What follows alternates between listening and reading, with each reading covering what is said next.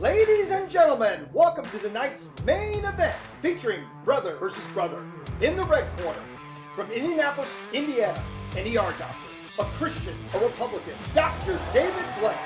And in the blue corner, hailing from San Francisco, California, a computer scientist, an atheist, a Democrat, Dr. Doug Blank. Now it's time for the Blanks to rumble!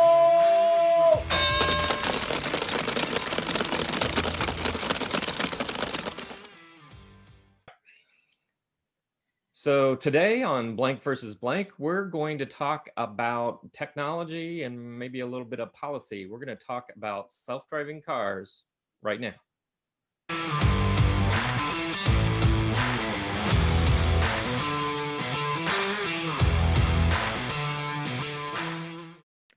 So welcome to another edition of Blank versus Blank. I'm David Blank, and this is... I'm David's brother, Doug Blank. Yep. So I'm an ER doctor. Doug is a computer science former professor and has his PhD in computer science. So we have some interesting questions and a discussion about autonomous cars that are kind of coming around the bend, we hope, sooner or later. So what company right now is furthest along in getting some autonomous self-driving cars? Well, there are a lot of cars that are headed to this ability to be able to drive themselves, but maybe before we say exactly get into those kinds of issues, we talk about what it is that we mean and what are we really interested in. So I think for at least me, I'm really excited about the prospect of self-driving cars that drive themselves, that require no human intervention. You get in them, you don't think about driving, and you go to where you want to be, and you get out, and you are completely free of all the decisions that get made from point A to point B. Now, the reason why I'm so excited about it is that so many people die every year from car accidents. Just driving is one of the most dangerous things that we do on a day-to-day basis. And I'm just really hopeful that we can save some of those lives. Yeah, to put that in perspective, it's so everybody's been paying attention to COVID-19 just lately, which is what, 250,000 roughly at this point. It's December 1st, 2020. But every year, somewhere in the neighborhood of like 60,000 to 80,000 people die in car accidents on the roads. And of course, working in the emergency room, car accidents with less severe injury or more minor injuries keep me in business. Yeah, but that's not the kind of business you want to be in. No. I think we all agree that if we can get rid of all of the problems that occur, the not just deaths, but the injuries that come about from car driving, that would be great. And Yep. just to have safe ways home from wherever you are, if you're out celebrating, to have a safe, secure way home is really it means a lot to a lot of people. So that's what we're talking about. But there's a lot of technology that goes into that. And in fact, this is not a new idea. I remember when I was in grad school, we visited Carnegie Mellon University, and I actually got to sit in a self-driving car. This was back in like 1993, and the car drove probably about a mile an hour, maybe a little bit slower than that. And it was a Hummer, and it was filled with computers. And we got to sit in the back seat of this Hummer, and we went down this little path on the campus of CMU. And even going that slowly, we still hit a tree. The car was making a decision to turn, and it didn't turn quite fast enough, and it hit the side view mirror on a tree as it went down a little path. Was that the only tree on campus? Well, I mean, it didn't really matter because we didn't go fast enough to do anything else. It was just but it was a proof of concept. And to be honest, the technology has not changed at all. It is exactly the same technology.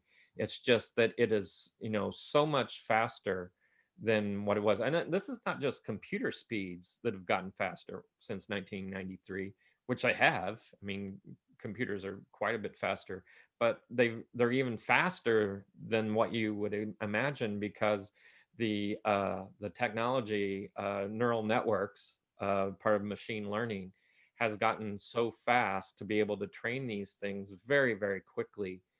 Even on a laptop computer, you could control the car that we were in back in 1993. You would be able to control it going 60 or 100 miles an hour, and avoid all of the trees on campus. So that it's just the technology, the machine learning, neural networks have come so far that they make a lot of things possible, including self-driving cars. They can do a lot of other things as well. They're just amazing, stunning. But we're talking about self-driving cars today. Yeah. So in talking that, so how we've made a lot of progress, but how far out are we still? So today there are cars on the highway. I don't know about in Indiana where you are, but in California, definitely. There's probably one in front of our house right now that has some level of autonomy. Now, there are cars driving around lots of towns, Las Vegas, lots of places in Arizona and New Mexico, I think, that are being controlled by a computer. But basically, all you have to do is left, right, go forward, go fast, slow down. So the controls of a car are pretty simple, but of course, knowing when you need to turn left, turn right, speed up, slow down is everything. So there are a lot of cars on the streets, but there's a human in them. So there's still a human that has to be responsible. So if the car starts to drift one way, the human can grab it back, or if it needs to slow down, the human has to tap on the brake. This is really a dangerous position to be in, where um, a human is sitting there and trusting the car a majority of the time, but every once in a while you have to pay attention. Well, no, you have to pay attention all the time. Even though you're not driving, you have to pay attention exactly to the goings on, what is in front of you, and just constantly think whether it's if it's doing the right thing. So this is an exhausting place to be, the human behind an autonomously driven car. Nobody wants to do that. It would lead to more accidents long term. Now, right now, these people that are behind the wheel watching, those are researchers. This is part of an experiment. They're collecting data, so they're doing a lot of this kind of experimentation. But there are some places that are a little bit maybe more autonomous than that, but still there's a human in the loop. There's a human right there, and there are delivery trucks being run, I believe, in Arizona. Once you get on the highway, that is a different problem. In fact, there was a project in the 90s called No Hands Across America, and it was a bus, a Greyhound bus that was filled with computers, and it was able to drive from the East Coast to the West Coast, or vice versa. Um, and it was able to do that in the 90s. But just driving on a highway is so much of an easier problem. And of course, you still have a human there in order to save you in case something happens. Yeah. So one of the questions that my kids had specifically was, so is the car self-contained as far as computer and making decisions? Uh, it probably is tied into something like Google Maps, though, to know where it is in relation to where it's going. And so uh, there's probably going to be some kind of interface with that. And so their question was, well, what if you're in a tunnel, or if you're downtown? We've all driven cars where our Google Maps lost sight of where we're supposed to go, and all of a sudden it can't give you any directions. What happens if you're in your self-driving car and you lose Google Maps? Or does the self-driving car, like I say, does the self-driving car have enough wherewithal, self-contained within itself, that that's not really a problem? Well, I don't know exactly how the self-driving car companies get all of their software working, but I would say that the biggest problem right now is not knowing, the route. That is sort of a solved problem. Knowing that you need to go to this road and then take the exit, and do that kind of high level planning to go from one place to another. The hard part is when you're driving and it's raining, and a bicycle or a motorcycle pulls up on your left, uh, to be able to understand that. I'll put understand in quotes, um, because we're not really talking about a system that necessarily understands the world the way that you and I do. It's mostly just understanding the world enough to be able to do the right thing in these situations. So I would say the Google Map part of the problem is a much easier problem than knowing, being able to look out onto the street and see what's going on and be able to do the right thing. Okay. So what's the biggest holdup for just putting a bunch of self-driving cars out on the road right now? Um, Probably like any commercial venture, just money. But every day I see a new self-driving car company come online, another startup. I saw another startup today. Um, and a lot of these companies that are doing machine learning, they use the software from the company where I work. So I'm aware of a little bit of what companies are out there, not necessarily exactly what the details of what they're doing. I know they're working in machine learning and probably neural networks, which is the kind of technology where you can just give it a picture and then train it to turn left or turn right. So the main holdup is just getting this technology up to speed. That's one level. Once we get there, there's still another hurdle that I think that we have to get to, and this is why I think we might be able to talk about this in terms of policy. So right now, if there's an accident right now with the autonomous cars that we have on the highway, there is somebody responsible. It's the person in the car that's supposed to be in control. So, these are semi-autonomous cars. They're basically they're not allowed to make mistakes, because if they make a mistake, they're going to blame you, the driver. Now, the what's going to be interesting is when we actually turn off, flip that switch, so the human no longer is in control, no longer is responsible. What happens then when there is an accident? And there will be accidents. There's I just don't think that we're going to get down to zero. There will probably always be the prospect, and there will be car accidents, just because maybe there aren't enough sensors, and maybe the car runs over somebody's foot, or it actually, the system misreads the it just looks at a patch of black ice on the road, and it sees that as something else. It sees a reflection, and it drives the car off a cliff. Yeah. I think that will happen. Or the muddy lake looks just like a black-topped road. Yeah, but of course the dangerous part is when it has an accident that causes death. Then the question is, who is responsible?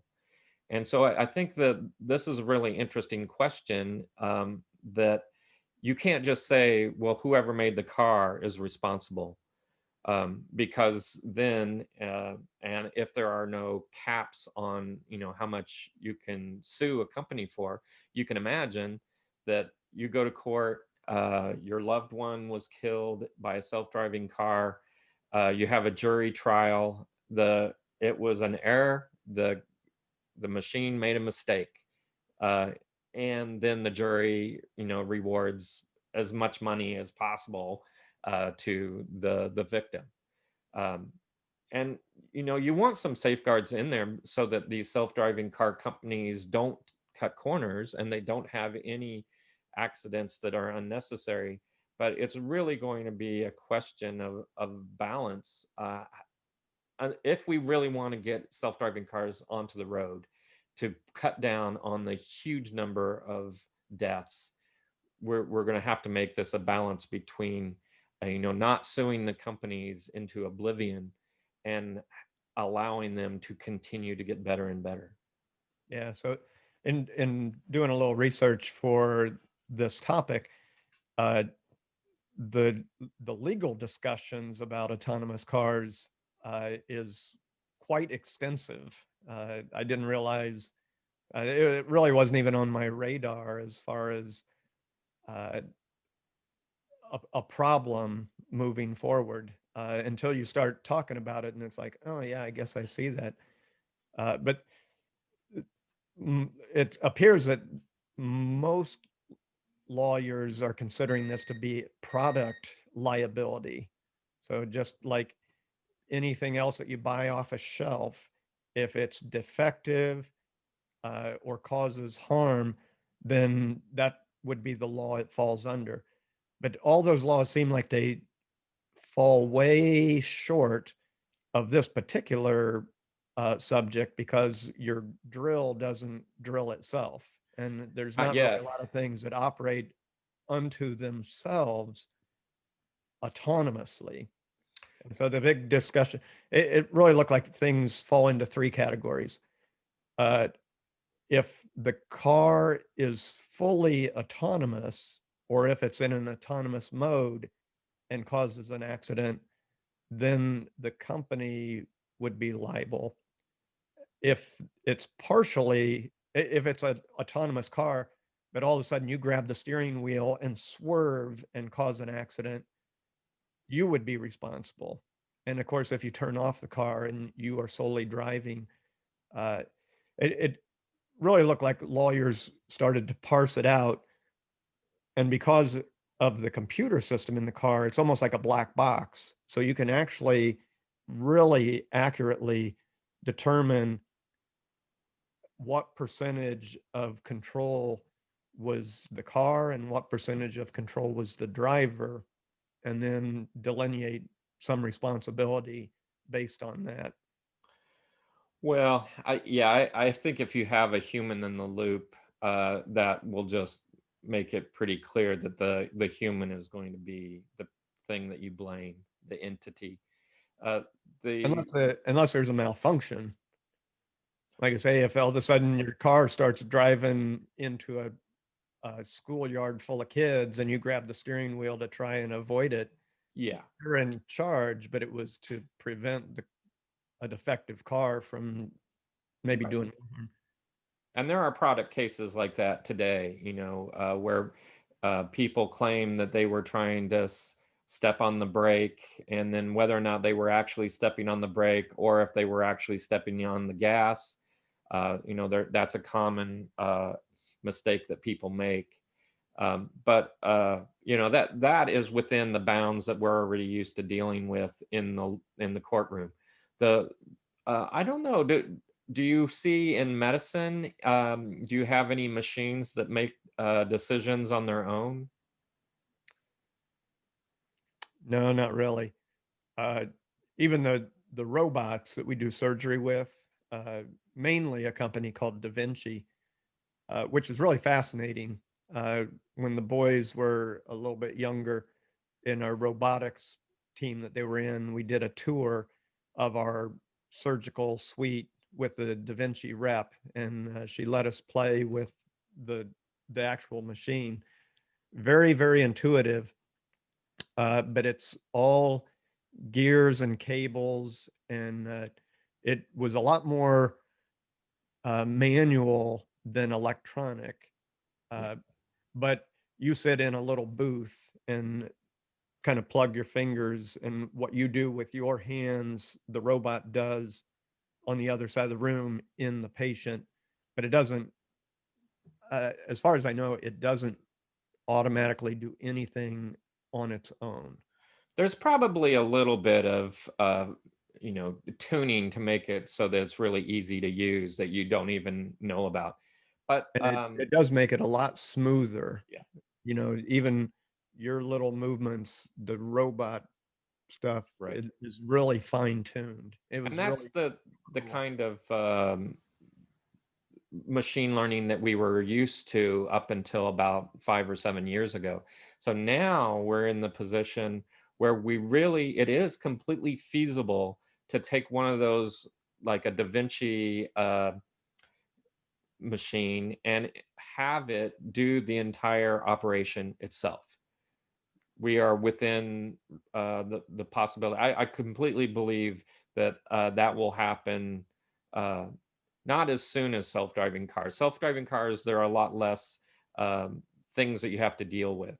But with doing an operation and a surgery, you have to deal with a lot of other things as well. So but I do believe that that is something that can be done already. There probably are things in your hospital, or maybe in a lab, that you send things out to. For example, automatic detection of cancer in X-rays. That's something that computers have been getting very good at for a long time. And now with the new machine learning techniques, they're getting even better. So I suspect they probably are better than humans now in identifying um, lesions, cancerous spots, things like that. Yeah, But I want a tricorder like Dr. McCoy had. You just well, hold it in front of the patient, tells you what the diagnosis is. but you see, this world doesn't need you anymore. This is going to be a tricorder that operates on its own, so there won't be a need for a doctor. There won't. No, it's got a shoulder strap. Somebody has to carry it around. Well, robots have shoulders, so. But so that there's another part of this story that we probably won't get to today, but just talking about the impact this is going to have on the workforce. But even before we get there, just talking about the liability and the ethics. So there's a branch of artificial intelligence that has come up specifically because these new machines are making decisions. Now we need to talk about the ethics of those decisions, especially if the decisions that these machines are making can be biased. If it it turns out the decisions are being made that hurt a certain type group of people. This is that these things are really good at picking up what they're taught. So if you teach a system based on decisions that have been made in the past, and those decisions in the past have been biased towards race, sex, whatever, these machines will have those same biases built in. And so that's something that can we can work on and make sure that doesn't happen if we're aware of it. Um, but the idea that these that we're going to blame the car manufacturer if there's any errors, I think that's the one thing that we have to get over somehow. we have to come up with a good balance between, being able to sue the manufacturer that really does make terrible software, and being able to make it so that they can still get these machines on the road, and they're not going to be perfect. I guess to expand that thought just a little bit. So if somebody takes a gun and shoots somebody, that person is responsible, not the gun maker. And people should not be able to sue the gun maker if their gun worked just like it was supposed to. Well, it's funny that you say that, because there was a robotics company for a while that had a humanoid robot that had the ability, it had hands and it could carry a gun. And this humanoid robot, the company, I won't say the company because I don't know actually if this is true or not. This is just the rumor that I heard. But they would not sell this humanoid robot with hands. It could walk, carry a gun, and they specifically did not want to sell this robot because it could shoot somebody, and they were really fearful for the only thing that you could sue in that whole scenario of the robot picking up a gun, walking in, and shooting somebody would be the manufacturer. Uh, Seems like there's an awful lot of other things the robot could do to harm somebody than picking up a gun and shooting them, Yeah. like Oh, taking I'm a big just metal hand and whacking you on the head. That seems well, like that. yeah, and of course, people have been killed through that. There have been lots of accidents of in industry of robots, accidentally killing people. Yeah, that sounds like an urban legend that we won't sell this robot with hands just because the robot might pick up a gun sometime and shoot somebody. That sounds like a nutty, nutty idea. It's within the sphere of possibilities, but you're right. It's probably more of an excuse not to sell the robot. But Yeah. I don't know. They had a humanoid robot. Well, I've seen plenty. I've seen Yeah. plenty of them that are out and either quad walking robots or bipedal robots that I think the military has been developing those to haul stuff around on rough terrain. Uh, so I think you've answered all the questions that the boys had. So I know one of the, and I guess coming back to the liability issue again, or where we're at, and it seems like we may be farther away from what I consider to be a really big benefit as well, is for elderly or disabled people or someone who's blind, where you could now all of a sudden you could actually give them a car, you give them mobility again to function on their own. But in that instance, I think you would have to have a autonomous car that was truly autonomous, where it couldn't just give a warning that, hey, you need to take over. Well, I'm blind. I can't take over. So you'd have to have all the all the loops tied up before you'd be able to do something like that. But this technology is suggesting other things that we haven't really thought of before. For example, I saw a proposal for a product that is not quite a car. It's a delivery little. It's more like a wagon, and the idea is that these can make deliveries. And I don't know about you, but in the times of pandemic, we try to leave the house as little as possible. So we have our groceries delivered, we have our alcohol delivered, anything that we normally would just go to a store, we try to have delivered. So this kind of a vehicle that is, it's a new kind of vehicle, it's a self-driving little pod. And the idea is that it could go make deliveries, pizzas or groceries. And so maybe in some ways, there wouldn't be the need for everybody to travel as much as they do. Yeah. And then you don't have to tip them because it's a robot. Well, I think you'd still want to do that. I mean, machines have feelings too. Yeah. But of course, the thing that everybody really wants to know is where's my flying car? I want to go hop in and avoid the traffic just like George Jetson. Well, I think a flying car would actually be a much easier problem to solve. In fact, if you look at the drone technology today, you see them really spanning into the range of vehicle. So you can buy a quadcopter little vehicle that you can sit in. You can build one. You can watch a YouTube video to see how to build your own. Um, and it's really a much easier problem because there's a lot less stuff up in the sky, lot of less things to run into. There's not For a now. street, no streets to follow. But the problem with self-driving or flying cars is energy, and that is that's probably another topic that would be fun to talk about. Yep. But for now, we'll just keep waiting for our self-driving car, which will be here before you know it.